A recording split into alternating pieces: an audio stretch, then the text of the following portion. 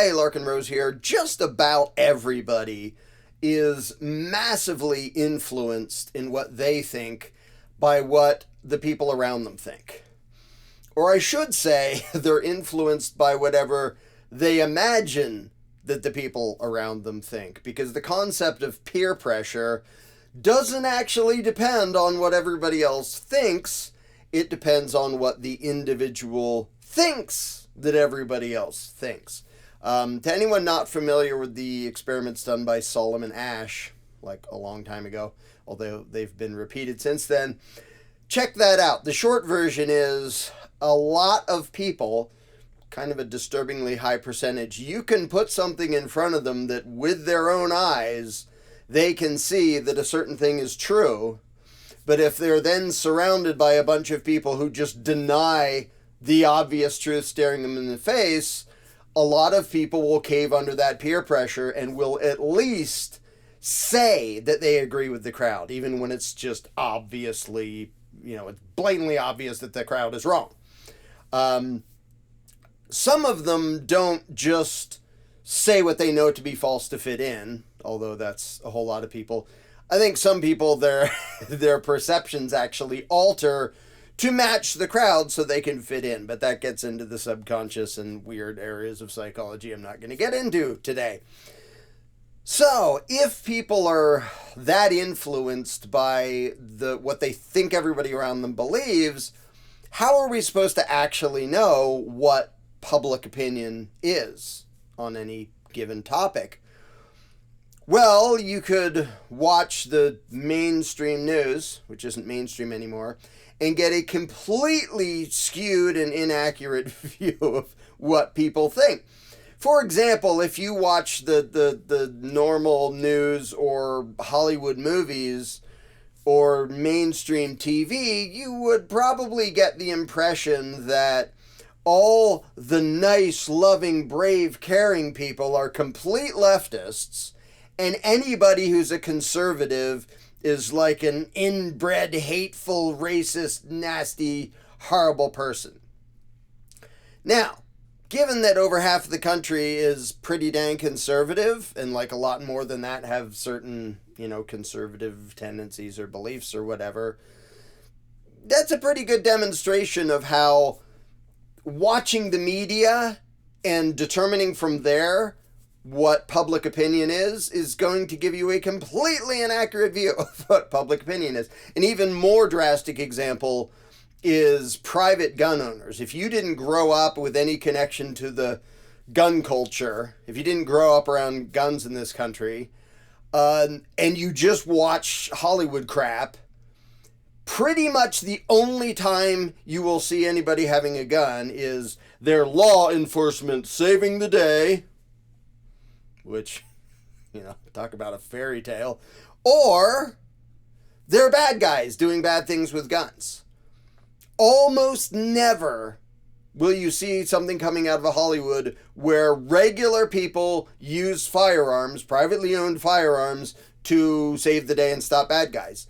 Even though even the CDC admits that happens millions of times every year just in the U.S. But you would very much get the impression that, only nasty, horrible people have guns, and that's what the political left pushes, the idea that, why would anybody need an AR-15? If you have one, it's because you can't wait to shoot up a mall somewhere. I believe there's like 3 million AR-15s privately owned in the country. I might have to check that number. I own one of them. You think 3 million people are really just dying to shoot up someplace to just trigger happy psychos?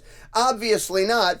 But the political left hope that the people who have no connection to the gun culture or anybody who owns firearms, like at all, are going to fall for that crap, and then they will push public opinion in that direction.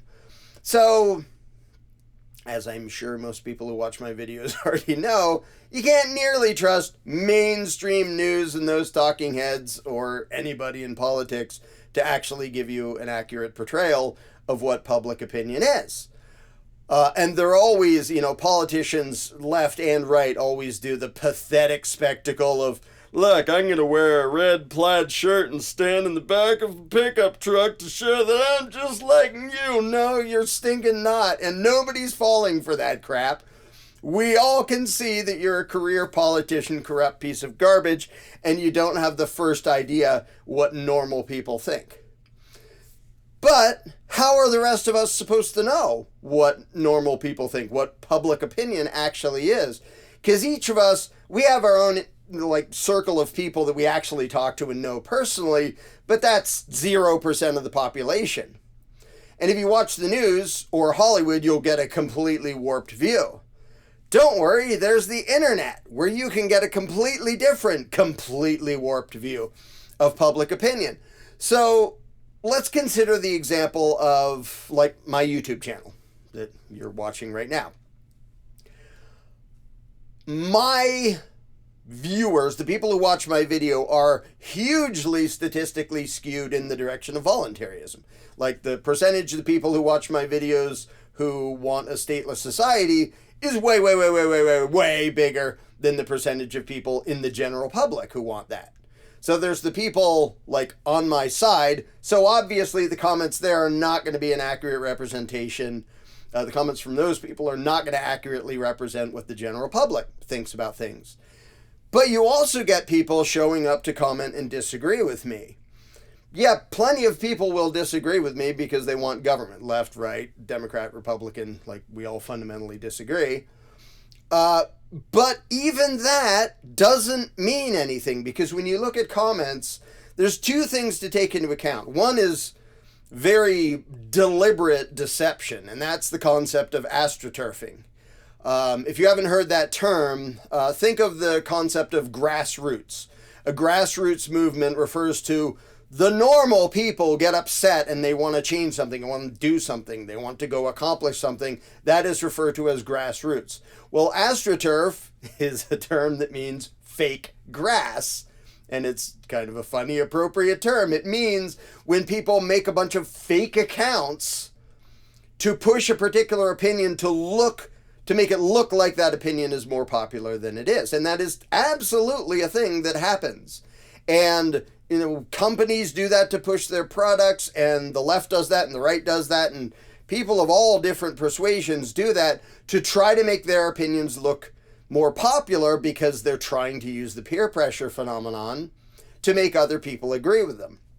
For example, I see a bunch of comments under my videos. Now, don't get me wrong, I realize lots of people actually disagree with me, which is fine, and lots can be all the way critical and angry and whatever.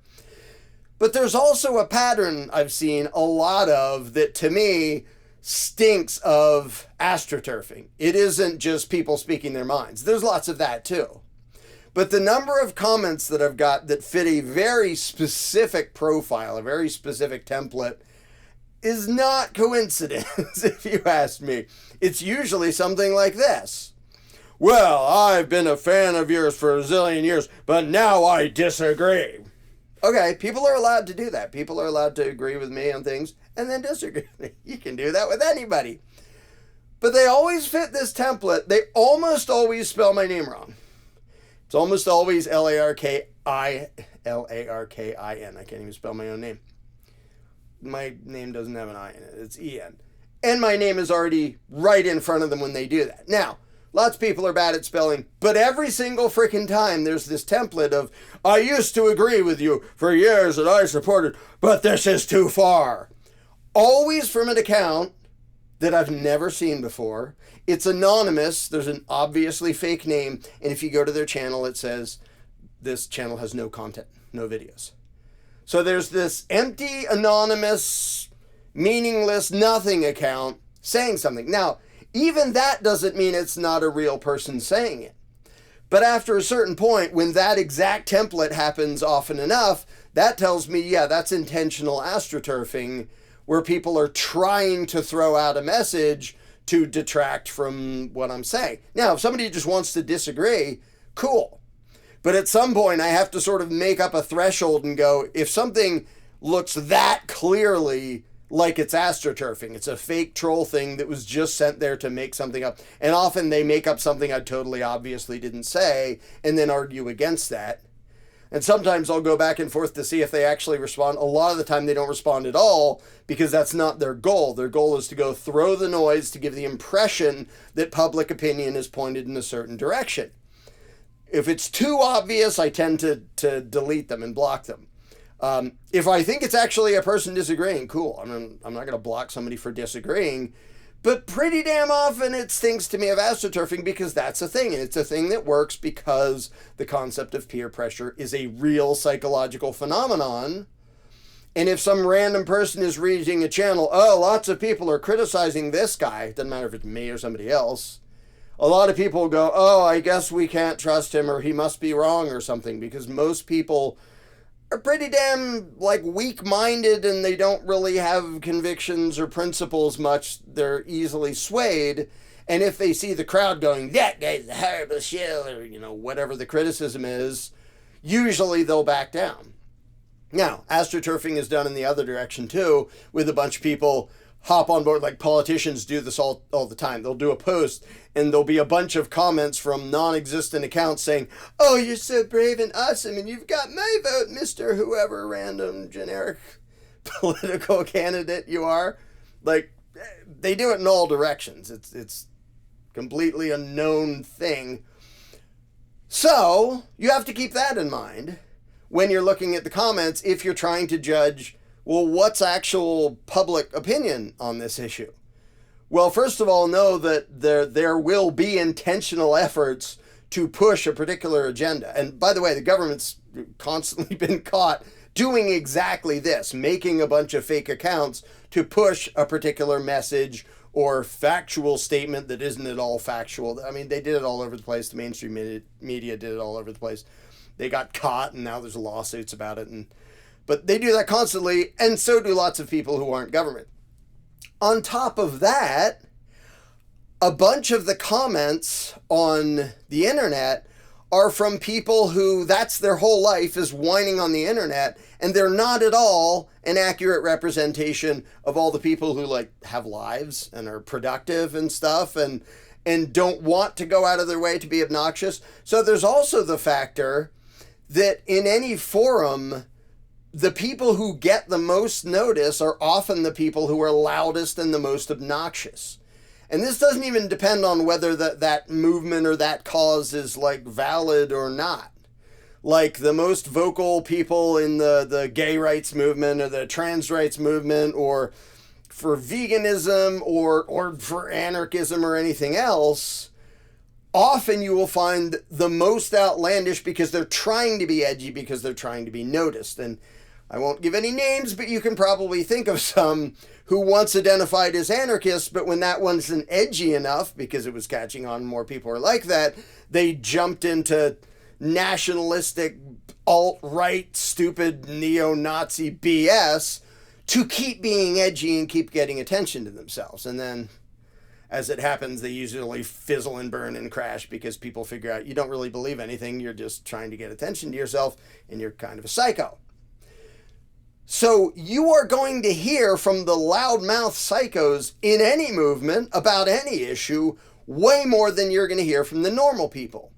And it creates a sort of self-fulfilling cycle, especially somewhere where there is no moderation and there's no control on comments. Like you go under BitChute or something, the most obnoxious, loud, mentally unstable trolls, and I see a few under my videos when other people post it on BitChute, because I don't control that account, but other people post it there, which is fine with me.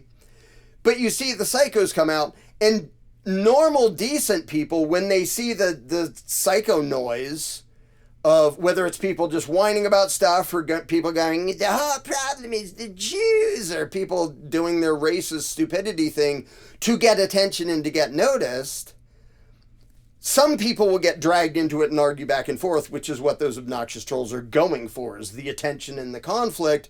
But a lot of normal, decent people are just going to be like, I'm not wading into that quagmire of bullshit. Like, those people can go be assholes all they want. I want to have nothing to do with them. Like, maybe I'll watch the video and whatever, but I'm not wading into the swamp of BS. So it develops into a place where the most obnoxious jerks thrive, and an actually rational discussion is usually lost in the noise. Well, again, that is not at all an accurate representation of what the general public thinks, because the general public, a lot of the time, just shuts up and doesn't say what they think. And a lot of time it's because they're not even sure what they think. They'll watch a video and go, that was, thought-provoking, and they'll ponder it, but not jumping in going, let me tell you why you're wrong. Like, the people most inclined to do that, like, there's psychological reasons, sometimes mental health reasons, why the people most prone to try to start an argument all over the place are the ones who will most comment on the internet, whether you're talking about Facebook or YouTube or under BitChute or an Odyssey or whatever. And different levels of being able to block people and different levels of moderation alter how the dynamics of that work. But it's not at all going to be an accurate representation. And then there's so many factors, like the anonymity allows jerks to be jerks in a way that they would never do if it was out in the open and people could see who they are and punch them out on occasion or whatever. So it allows these like mentally unstable, bratty tantrum heads an outlet for their anger and hostility or instability or whatever you want to call it to go have tantrums. And most other people just sort of back away like, okay, whatever. Like, I'm not going to get dragged into your asylum of comments there. So that's not an accurate portrayal of public opinion either. So, to answer my own question, how do you accurately determine public opinion on any given topic or any given idea? Well, my short answer is you don't. Sorry. Like, I don't know an actual way to accurately determine that. So the purpose of this video isn't to tell you, if you look over here, you will know exactly what people think. No, you stinking won't. I'm making this video so that the peer pressure of fake opinions or completely lopsided representations doesn't make you jump to conclusions about, everybody's a statist, or like the country is half racist, and like, no, they're stinking not. In certain places, you'll see a bunch of those jackasses commenting all over the place in a place where their fellow jackasses are, so they feel some camaraderie with their fellow groupthink morons. So there's a whole bunch of them there, and you go, oh, well, I guess that's what the whole country is. No, it isn't. That's 0% of the country. Every once in a while. So let me add this on to, so first of all, I don't know of any way to accurately know the real public opinion. I will suggest mostly judge it based on the people you actually know and the people you actually talk to. And Amanda and I made the Candles in the Dark seminar thing for voluntarists to way more effectively talk to the rest of the world and have useful discussions. And you'll find that no, the frothing at the mouth statist idiocy is not the majority. It's nowhere near the majority. And the vast majority of Republicans and Democrats and left and right and wherever along the political spectrum, they're just people mostly minding their own business, trying to be good people, trying to live their own lives, hoping to be left alone by all the ranting idiots of all flavors in society. And mostly, they're not, I wouldn't call them educated or all that thoughtful and philosophical, because that's just not part of their life. Like, they're going about their daily, just the logistics of day-to-day life. They don't really want to be bothered with that stuff. So I'm not saying, no, they're all super wise, you just can't tell. But most people mean well, and they're trying to be one of the good guys. And if you actually learn how to do the Candles in the Dark method, you'll find that a huge percentage of the population can very quickly be open to these discussions. But if you approach it wrong, they're immediately going to think, oh, this is one of those ranting trolls that I don't want to have anything to do with. Goodbye, I don't want to talk to you. There's a pretty good reason they think that, given what you see on the internet all over the place. So it takes a special effort to not land in that category in other people's brains of, oh, some ranting evangelical extremist trying to talk me into something that I don't even want to think about and I don't want to hear. So, first I would say, if you're trying to get your best guess as to what public opinion actually is, completely ignore the news and completely ignore pretty much everything you see online. Like, base it mostly on the real people you know in the real world and what they say and what they think. There are, however, a couple really important indications that show up now and then, even in the mainstream media, that you just never would notice if you didn't know what to look for. One I've mentioned before, it was years ago, it might have been 7 or 8 years ago. There was a poll, fairly huge pollster like Rasmussen or one of those giant things. And they asked people, if you could cheat on your taxes and get away with it, would you feel okay about that? I forget the exact wording, but basically it was a question of, do you think it's bad to cheat on your taxes? For the first time ever, a majority, more than 50%, said, no, I'd be perfectly fine, wouldn't feel guilty at all about lying in order to get robbed less by the political class. That is massive. That is hugely significant, psychologically, philosophically, politically, however you want to describe it. Because when they asked the same question like 10 years earlier, the vast majority were like, you can't cheat on your taxes. You must proudly pay your fair share of the cost of society, yada, yada, blah, blah, blah. They'd spout the BS statism that they were taught to believe. And then 10 or however many years later, most people, the majority, no longer feel an obligation to hand over their money to these crooks. And if they could get away with not doing it, they would, which means they're paying because of threats. They're paying out of fear, not out of a feeling of obligation to pay tribute to these crooks. And that is huge. That is very significant. I'll mention one other example, because again, this is something you would never get watching the mainstream news or anything else. Again, one of these big polling outfits did a poll, and they said, what's your primary fear? What's the main thing that worries or scares you? And there's a whole big list of things. You know what number 1 was? Climate change? No, nowhere close. Crime? Nowhere close. Scary immigrants? Nope, nowhere close. Drug use? Nowhere close. Their own government. The top answer was my own stinking government. What I am most scared of is my own stinking government. Would you ever, from the mainstream media or Hollywood constantly portraying law enforcers as these brave protectors and saviors, would you ever even suspect for a moment that the biggest concern of most normal Americans, Democrat, Republican, whatever, is they're scared of their own government? I'm guessing no, because you'll get no indication of that from the formerly mainstream. Now, you'll get hints of that if you watch the people who are just kind of more or less normal people who acquire an audience. You know, Joe Rogan and Jimmy Dore and Russell Brand, and, I've listed them before, all of whom are statists of one flavor or another, coming from different directions, but they're still, like, well-intentioned, and they're trying to figure stuff out, and they're trying to be the good guys. On their shows, you can see how much people don't stinking trust government. And there was a poll in New York not that long after 9/11 happened, and it was like half of New Yorkers said they thought that 9/11 was either just intentionally allowed to happen by the U.S. government or was actually an inside job. Would you ever get that impression from watching the mainstream news? No, they talk as if, oh, you have to be utterly bonkers and fringe and crazy to even begin to question the official story of what happened on 9/11. Now, this point isn't even about what happened on 9/11. Whatever you think happened there, it's about the fact that actual public opinion on that has nothing in common with what the mainstream pretends is the acceptable, reasonable. If you're caring and rational, of course you believe that it was a bunch of terrorists with box cutters headquartered in a cave on the other side of the world.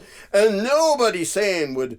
And then they did the same thing the last few years with, obviously all rational, educated people trust the science. And by the science, we mean blatant lies that literally every single person involved at all in the related science knew was a bunch of lies. Most of them didn't dare to say anything.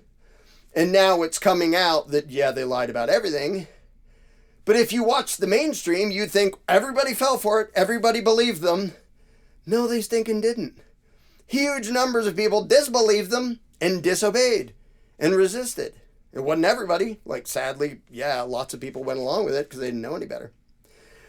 But there are indications like that you will never get in the mainstream, and it's kind of impossible to go through the noise on the internet to try to figure out what the hell is the actual public opinion.